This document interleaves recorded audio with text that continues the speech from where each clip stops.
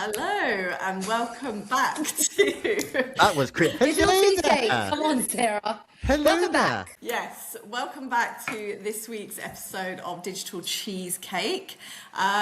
Today, what we're talking about are the marketing recruitment trends of 2026. Nice. Everyone Boom. wants to know right at the beginning of the year. So let's jump into it. I'm loving January so far. So January is, It's good to hear. Been manic. but January is one of those months where outside of work, literally nothing happens. It's like a dead month. So Yeah. I mean, we haven't got anything really planned outside of work other than like walks and going to the pub. I do But love think- that though. Same. But it's good. You can set yourself up for the year, which is really nice. Yeah. Get Get that ahead shit with all, in. and if you haven't done all your admin over Christmas, because some things do spill over, and some Mate, tasks get your you can admin those, done. you can get those done. But I think with January, it's been super busy, as most Januaries are. But there's some distinct trends out there. Like I was saying earlier, every day there is somebody still being made redundant, mostly above 80K upwards. We are finding the Less volume. adding value. Less Exactly. adding value, yeah. The volume of senior roles has definitely increased. Anything, Interesting. which is good, particularly at the 100K to 150 level. Anything above We love to 150, see it. yeah.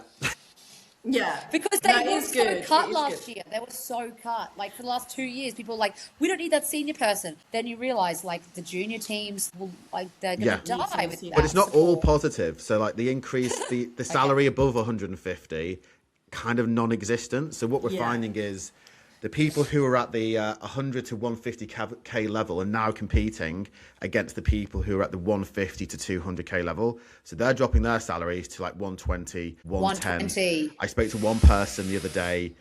Pretty She was last wild. on 150 and she secured something at 75. But that's for a value. That's what I mean. Like some But that's a people don't value realise. exchange. So Yeah. she's got an FMCG background. She's really good. And I think she'd be amazing long term in beauty. And she's got a 6-month contract with the beauty clients at 75 just to get beauty on her CV. And there are loads of other Good situations. idea, girl, though. Smart girl. She should do that. I think Exactly. it's like There's loads of roles in beauty all cop the it. time. It'll be fine. Like get into that, and then you can build your way up. But you're right. Like I've had some people that are like coming on jobs and hiring, and they're saying they want 120, 150, all that kind of stuff. And I'm like, and some people have said, oh, you know, like I can't come in at that rate with you. It's just I deserve 150. Sure, you deserve 150, but it's impossible to get. Like it is. You've got to work really hard to get it. Yeah. Yeah. And you have to do more as well. I think even though You've got to yes, do you've got a lot of senior roles, they're really having to do a lot more. It's not kind of come in and lead a massive I don't want the team. stress with it. I actually don't want the stress of that 150 role because there's so much pressure on it. Like I've had people be there. I was talking to my sister though in Australia though. It's very different there. The market is still quite high on the rate, which is 300K Australian, And 150. I think in the USA as well, Jack, you Yeah. would say, because Jack's been doing a lot of international. So I think, yes, the rates are... I've been Mr. International in December, January. Yeah. I've had roles in Papua New Guinea, Mr. International. Papua New Guinea, Fiji, Wow. Oh, yeah, you did. Australia. I remember that. Dubai, Australia. Caribbean. But it's That's been really interesting interesting. to speak with all these individuals. What I found out is anyone who's worth their salt from a digital perspective are getting paid comparable in these different countries, In like these different Papua New Guinea, countries. like Fiji, Because you've like the got good Caribbean talent in islands. London, right? That's the thing, Yeah. is that there's so much Yeah. good talent in London that people can reduce it. But like Australia used to be the same as the UK, I remember that. And UK used to be so much better, the salaries for marketing. It's just amazing that Australia, I've found, hasn't been hit like that. Like the UK has just had so much good talent that they're Yes, like, it's been well, hit massively. we actually have got still an amazing person for less. You know, versus Yeah. Australia, it's not as easy to find that amazing talent because there's less people. But I've been doing Australia in the last month, and there's some I really bet. good. There's some really good talent in Australia, Oh, and there's some really good thanks. businesses. But I think UK, I think we're very Did spoiled. you feel that person in Australia? It's still ongoing. I'm waiting for a decision this week, so fingers crossed. Yeah, nice. But yeah, so I think with England and the UK, we're very spoiled. I think we've probably got the most digital talent out there, so it does get very competitive. It was never that big when I started here though. Like when I came, and it was like Yeah. 5, 6 years ago. Then COVID, boom, people just like there's so much digital talent now. It's insane. Exactly. So there's more roles, Strong but here. there's more competition at the moment, and it's a funny old mix. So you got loads of people out of work who are going for the same roles, and then Same clients roles, yeah. clients are being pickier than ever. So that's adding 2 to 4 weeks onto processes, and then you've Oh, got the people in role who wants a few more boxes to be ticked before leaving. We're seeing this year an increase in FTCs, contract roles, a slight increase on 4 to 5 day weeks in the office, and interesting. a lot of our work is coming from private equity backed businesses who've recently backed businesses. So there's still investment taking place, There's still even investment. though It's just a Yes. bit job slower. vacancies in the UK is diminishing It's and low, yeah. decreasing month on month. So, but there are still investments taking place with really good businesses.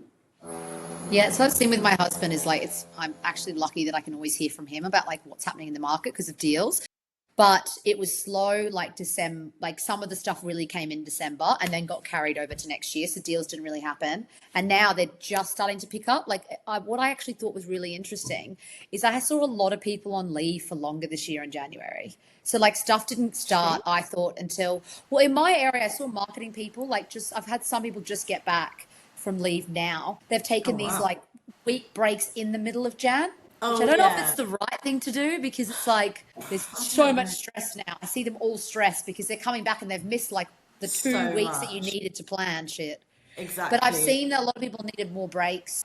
So like anyway, deals are now really picking up, he said, like a lot of them this week. So it's kind of like that's good for That's good. hiring, I'd say. Yeah. I'd say even though there are those people at the kind of top end that are also competing for a bit more of the lower end, we are seeing with some clients that they're still apprehensive of taking on anyone who is too experienced, and maybe that's more at mid-level, but we're Interesting. still getting that. So I'd say, yeah, from my experience, we are Too still senior. getting, yeah, exactly. We're still getting that. You're still getting that kind of feedback where it's like, oh, actually, they're too senior, they're not hands-on enough, they're going to get bored, they're going to leave. So you have to kind of still be a bit conscious that even if you're going for a role and you think, oh, yeah, I'm going to get this because I've got so much experience. Well, actually, if you're not hands-on enough and you're too strategic, It's hard to show that though. Sometimes people say that and I'm like, sometimes you just didn't get the interview for some weird reason, you know? Like there's some like, how That's do you true. show that? That's true, but I think, yeah, it's. I'd say mid-level is still highly competitive.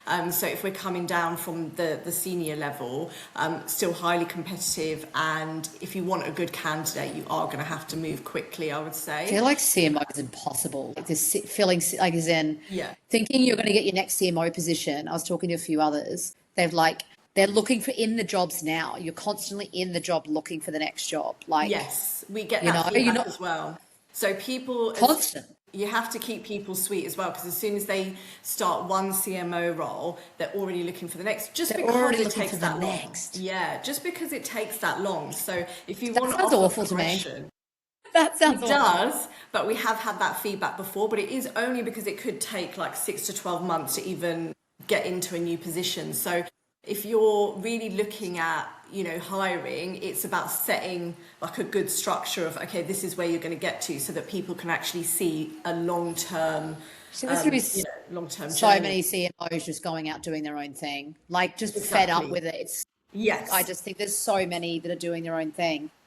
That's definitely still the trend. So for this year, we'll still see that trend. People having to go out on their own out of necessity, but also because they want to, because again, they just don't want to be on this kind of continual wheel of trying to find a new role. But yes, we are getting more senior roles. Mid-level is still strong as ever. So if you're hiring at that mid-level, kind of between 60 and 90, that kind of level, you're still going to need to be really, really competitive when you're hiring at that level, because people are getting loads of interviews now. Like coming into this year, That's interesting. yeah, at that level, people are getting lots of interviews. So Because I'm interviewing for that stuff at the moment, but I can see the people going quickly at that They range. are. Yeah, they're going. And what are you really interviewing for at the moment, Ellie? Just in case I'm anyone's listening. interviewing. It's actually, to be honest, it's hard because it's like what you were saying. The role is a mix. They're always a mix. It's for anyone that's listening, a performance director for sure. But the hard part is that you kind of need hands-on experience, even though you're director level. So there's some people that just don't want to do that anymore. But I'm like, I'm on hands-on forever. Yeah. Like if you don't want to get involved,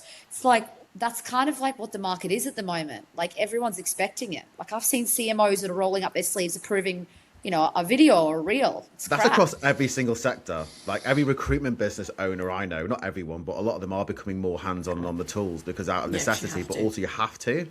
People just want that grit mentality, and not everyone wants to have it. We do like the word grit, don't we? And it's always threaded I'm throughout all of obsessed our with it now. podcasts. Everyone's saying it. Grit, grit. But everyone wants that grit.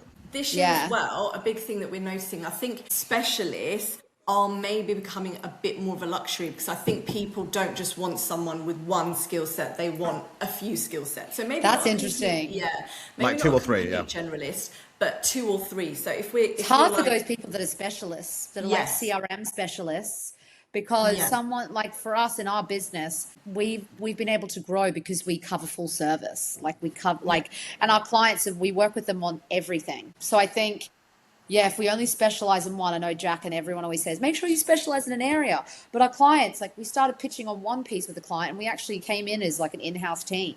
Like people just want. I think that's good as a growth. If you pitch yourself as a growth business, but if you look at all the requests from the DLC, no one is looking for a broad agency. They're looking for a specialist. Yeah. But if you're pitching yourself as a growth in-house team, then that is your specialism, Yeah. Which at the moment, I mean, I don't know, people just need bodies sometimes. They're like, I've been speaking to clients. Exactly. They just need help. Bodies. Because but it's such a weird thing. They're not allowed to hire sometimes, but they've got marketing agency, but they've got budget. And everyone in my team's like, doesn't make any sense to me. And I'm like, wait till you're in-house in a brand and you're asking to you have to, I mean, in my old job, I had to convince the founder after 7 meetings to move the marketing budget to a headcount budget. It's just how the business operates. They're separate and they keep, but some people don't have the kahunas. It killed me doing that job.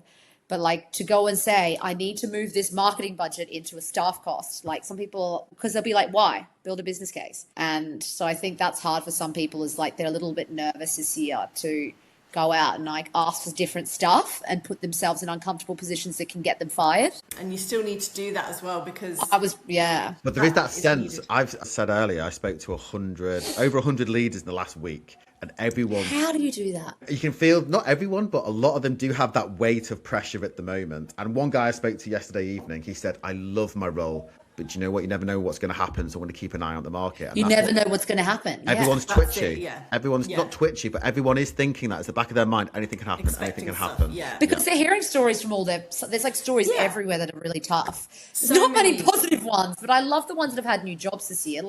I've had lots of my friends that were out of jobs that were looking for a year get jobs, finally. That's good. So, that's really but I've got some that have still been looking for 9-10 months, and it's soul destroying for them.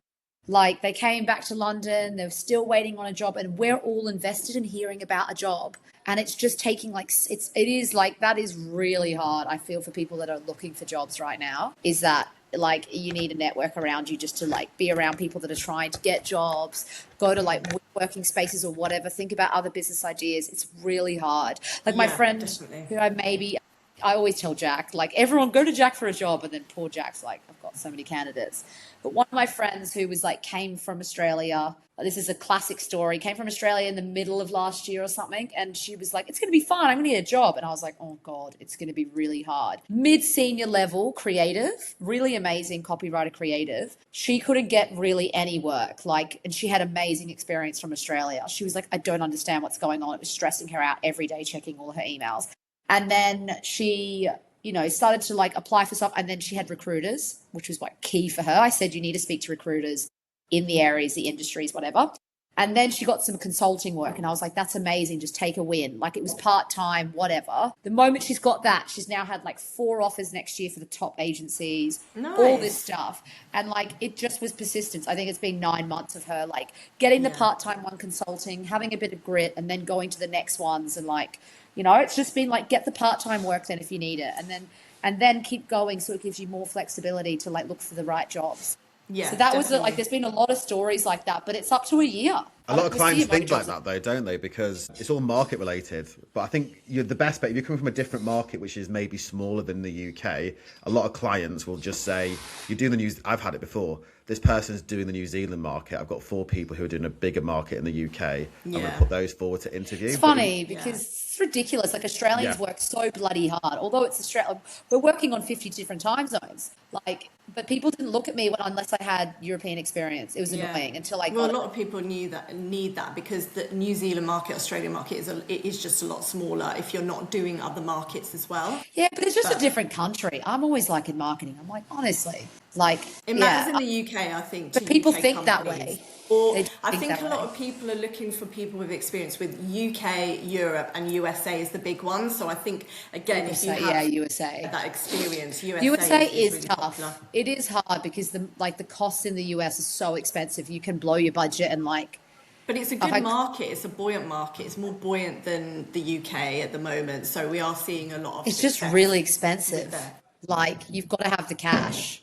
Yeah. What's expensive? I know obviously office costs and everything, but in terms of the spends that you were talking about, Digital is like so, 4 or 5 times. So for example, if you wanted to be having an ad on Google in UK or in Australia, it might cost you $1.50, so maybe £70, 70p to be the first position on that ad. That's really cheap. Someone clicks on it, it costs you 70p. In the UK, it might cost you £3, which is $6 Australian. In the US, it probably costs you 20 for the same keyword, probably cost you $20, 20 US dollars. Why so is like that though? because the cost of everything is based on how many people there are and the demand for that. US is just enormous. There's so many people running ads. There's so much demand over there. There's more people.